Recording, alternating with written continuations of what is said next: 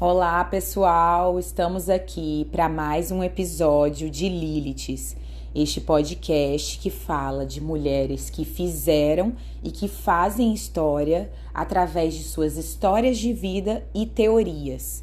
Hoje vamos dar continuidade a Verena Cash, uma importante psicóloga junguiana que já escreveu vários livros, como eu falei no primeiro episódio. E hoje nós vamos falar dos aspectos da angústia que ela aborda no livro. Só lembrando que no primeiro episódio nós falamos sobre a questão do sentido do medo, sobre o medo e enfrentamento do medo, sobre gatilhos, sobre ameaças e risco, sobre nossos maiores medos, de como a gente lida com essas situações.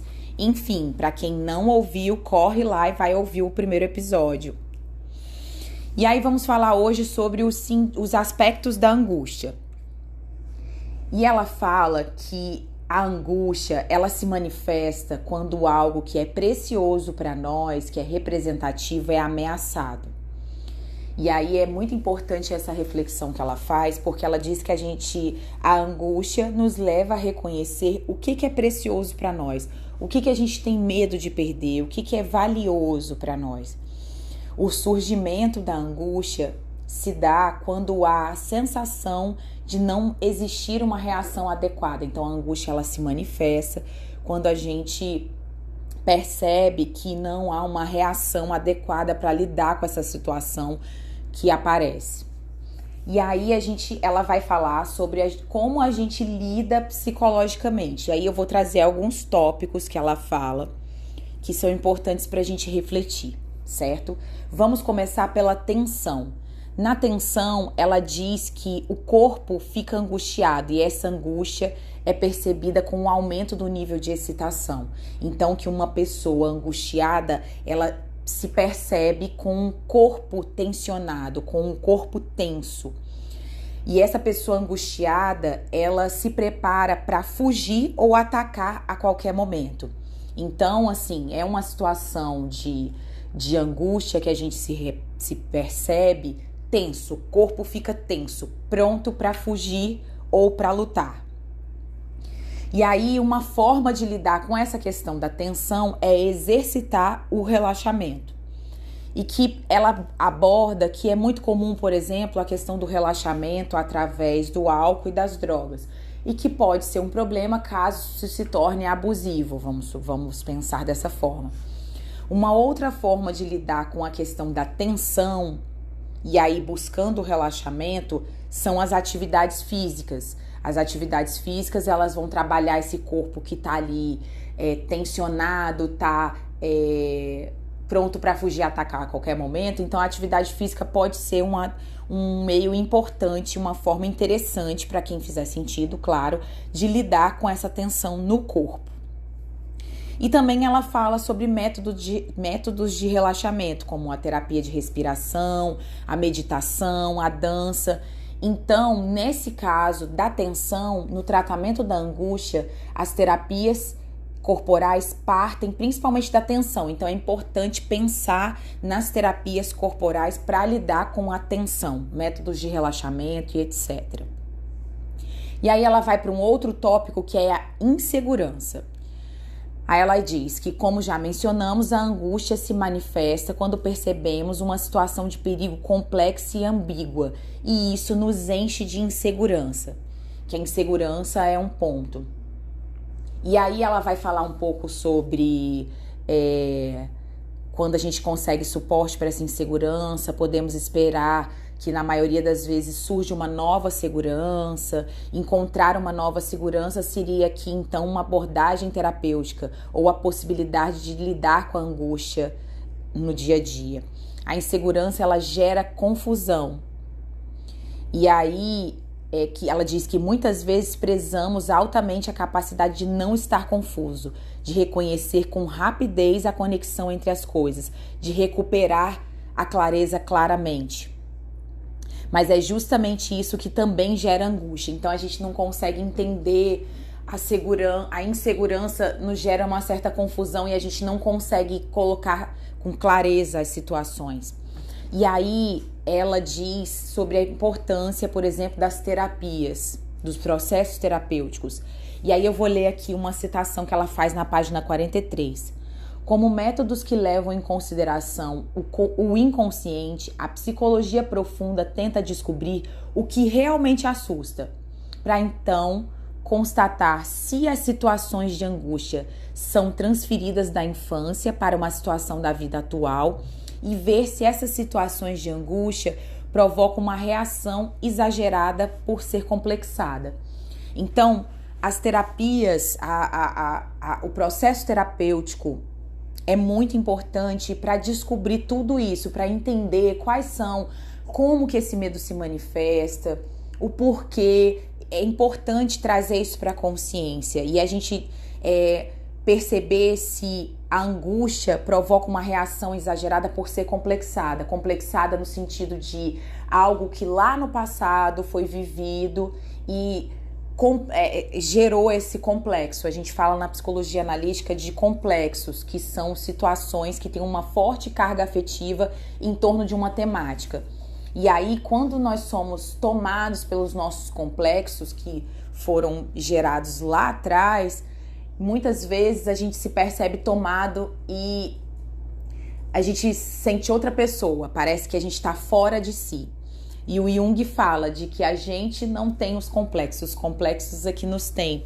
E parte do processo de psicoterapia é se dar conta desses complexos, se dar conta de temas que são sensíveis a nós e que podem ser quando nós podemos ser tomadas, por exemplo, quando algo semelhante toca nesse tema sensível, que tem uma forte carga afetiva. Então, ela fala da importância da psicologia profunda de tentar descobrir todo esse processo.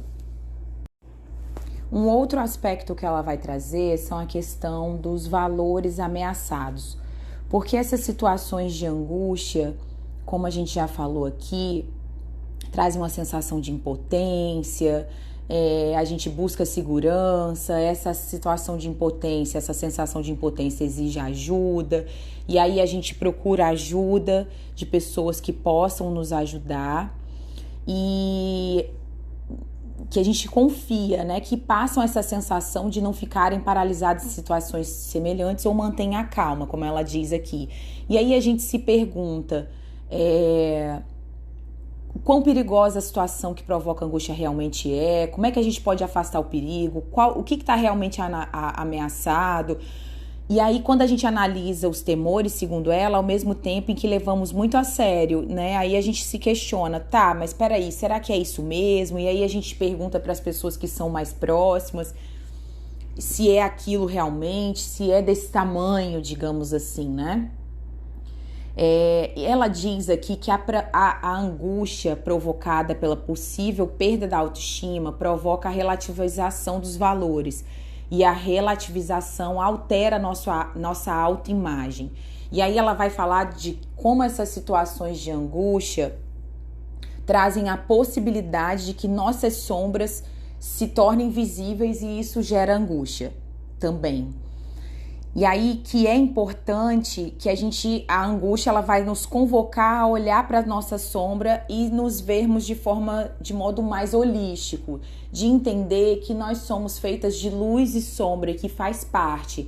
A questão das nossas sombras emergirem, né, tem um receio de o que as pessoas vão achar, que a gente pode ser acusada ou condenada pelos outros e aí traz essa angústia. Mas a importância de olharmos de forma mais holística para nós mesmos, no sentido de todos nós, seres humanos, somos feitos de luz e sombra, nós temos nossos defeitos, nós temos nossas questões, nós temos nossas dificuldades e isso faz parte. E aí quando a gente se olha de forma mais integral e a gente acolhe nossas sombras, isso gera menos angústia, porque ela vai trazer aqui, se nos aceitarmos com os lados que não agradam tanto, não teremos medo de ser descobertas, e aí o medo diminui. E aí a importância de olharmos para nós de forma mais integral, de modo mais holístico, aceitando nossas imperfeições. Achei um ponto muito importante que ela trouxe aqui. E aí nós vamos falar sobre a questão de impotência, desenvolvimento de competência. tentarmos lidar com a impotência de modo a desenvolver uma sensação de competência, aprender a moldar a vida a despeito da angústia. E ela diz que isso é o objetivo de todas as terapias, de aprender a moldar a vida a despeito da angústia. E eu lembrei muito de uma frase do James Hollis que fala que a coragem não é a ausência de medo, mas sim a compreensão de que aquilo que é importante para nós é maior do que aquilo que a gente teme, do que aquilo que a gente tem medo. Então é bem isso, de que o objetivo de todas as terapias é aprender a lidar e a moldar a vida a despeito dessa angústia. As crises, ela aponta que são marcadas por angústia. E aí, nesse momento, a gente busca por ajuda. Então, é muito importante buscar por ajuda nesses momentos. Seja ela da sua rede de apoio, seja ela quem for, da família, dos amigos, e aí também os profissionais, né? A psicologia tá aí para isso, para ser uma rede de apoio nesses momentos em que as pessoas se veem incapazes de lidar com certas situações. E aí é importante pensar de que isso não é uma fraqueza, certo? É só o reconhecimento de que a gente precisa de ajuda. E aí ela traz um ponto importante de que recorrer a experiências de angústias em situações de impotências podem ser, e que como que essas situações foram superadas no passado. Então, da gente olhar para as situações de angústia que a gente passou e pensar, tá, como é que eu atravessei esse momento? Como é que eu lidei? Não que as situações vão ser semelhantes, mas de que elas podem nos ajudar a atravessar esse momento de angústia. Aí ela fala da questão de abrir para outras pessoas, e aí fala da dependência das relações interpessoais. E aí é importante, né, sempre contar com quem a gente confia. E aí, mas ela traz uma reflexão aqui muito importante, certo? Sobre a busca por pessoas em momentos de angústia, de impotência, mas a busca por pessoas que sabem como resolver. E aí, se forem pessoas que estão atreladas a um sistema rígido, que trazem soluções muito simples para os problemas e questões complexas, porque a vida humana ela é complexa e não existe soluções simples para, ela diz que tem um risco da gente acatar sem avaliar de forma crítica por estar justamente em uma situação de crise. E aí, assim, ela diz que quanto menos essas soluções e quanto menos esses sistemas rígidos fizerem jus à complexidade da vida e mais simples e compreensíveis forem as soluções, maior é o risco da pessoa angustiada ser vítima de chavões, assim, de soluções simples para problemas complexos e às vezes assim um curso, não gente, coaches, enfim, profissionais não capacitados. Então, quanto menos a gente estiver refletindo de forma crítica,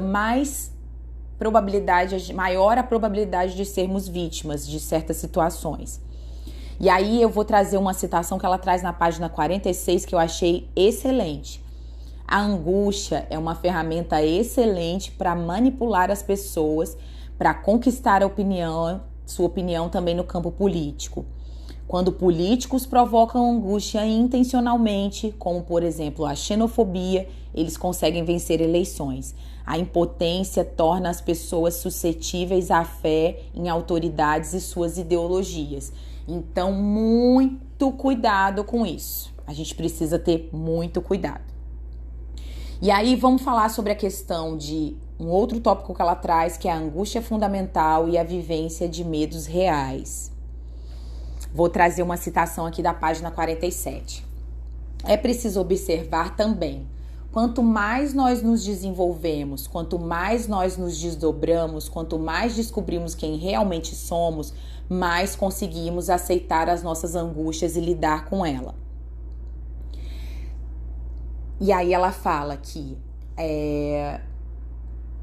ela tá trazendo aqui, muitas vezes a terapia nem sempre trabalha tanto os estados da angústia ou somente quando ameaçam provoca uma crise, mas trabalha para que ele encontre em si mesmo e se desenvolva e aproveite as possibilidades humanas que já existem nele, sobretudo também as possibilidades de agir, de mudar, de estabelecer limites, de descobrir suas possibilidades agressivas. Agressivas que ela diz aqui, não destrutivas, ou seja, de colocar limite, de dizer não. Trabalhar a identidade é pré-condição importante para poder permitir a angústia. E aí ela vai trazer essa questão dos aspectos fundamentais, de olhar, e aí quanto mais a gente se conhece, a gente tem maior capacidade de aceitar e lidar com as angústias. E aí ela vai trazer aqui sobre uma questão das famílias e o estilo de vida medroso, que muitas famílias têm uma raiz assim, com um excesso de cautela, que tudo que é feito é analisado nos mínimos e mínimos detalhes, apontando os riscos.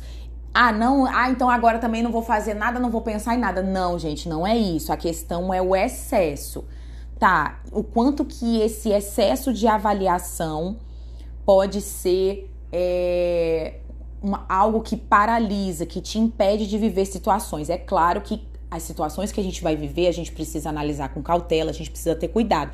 Mas quando que isso parte para um excesso? E aí ela fala sobre a questão de uma angústia fundamental, de ela estar vinculada a uma inibição de agressão. O que é essa inibição de agressão? Isto é, pessoas que têm dificuldade de se defender, de se decidir, de se opor a um não. Essa é a questão que ela fala da gente descobrir as nossas possibilidades agressivas não destrutivas. É se opor a um não, de se decidir, de se defender. E aí no processo terapêutico também a gente volta, é muito importante porque aí nesse processo de autoconhecimento você vai descobrindo essas possibilidades. E aí vamos para o último tópico, que é um dos tópicos mais interessantes que eu achei aqui que Verena Cash vai trazer, que é o espiral da evitação, fugas, estratégias de evitação e experiências de correção. E aí ela fala que numa situação de perigo, a primeira reação ao medo é a fuga, e realmente pode ser muito importante fugir. Ela traz aqui: o medo pode nos sinalizar quando nos encontramos num perigo tão grande que só a fuga é possível.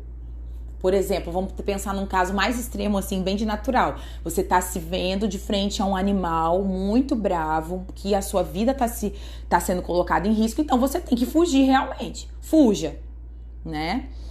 E aí ela diz que a fuga pode ser sensata. Também devemos evitar o exagero do heroísmo no confronto. Entende? Assim, então é importante a gente não se ver como heroínas e tendo que enfrentar tudo a todo custo. Não, em certas situações a fuga é importante. E aí a gente vai falar aqui um pouco agora sobre as situações da espiral de evitação, que a gente nem sempre vai poder fugir. Tem certas situações em que a gente vai precisar enfrentar. E aí ela vai falar sobre a evitação e seus problemas, porque assim, muitas vezes a gente pode estar evitando situações e aí a gente vai afetar várias áreas da nossa vida.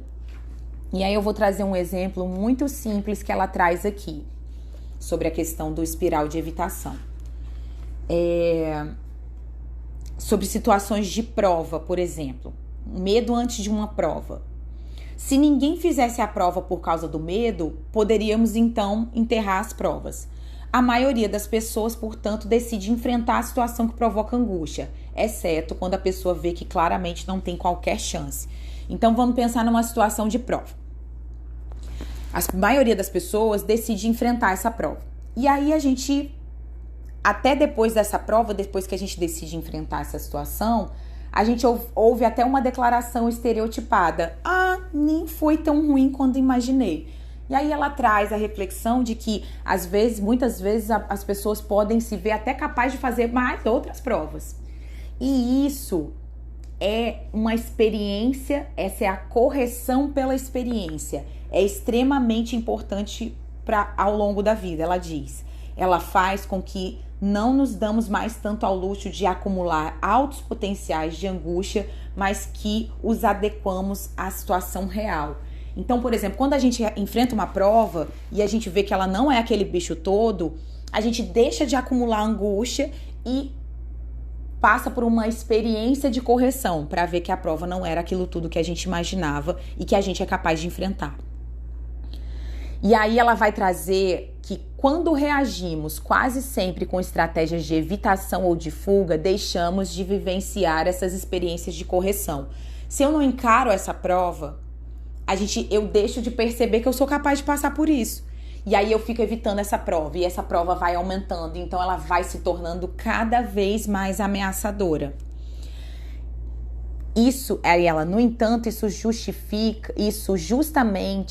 significa justamente na evitação e na fuga que entramos na chamada espiral de evitação. O mundo se torna cada vez mais ameaçador, nossos medos aumentam cada vez mais e somos obrigadas a fugir e nos isolar.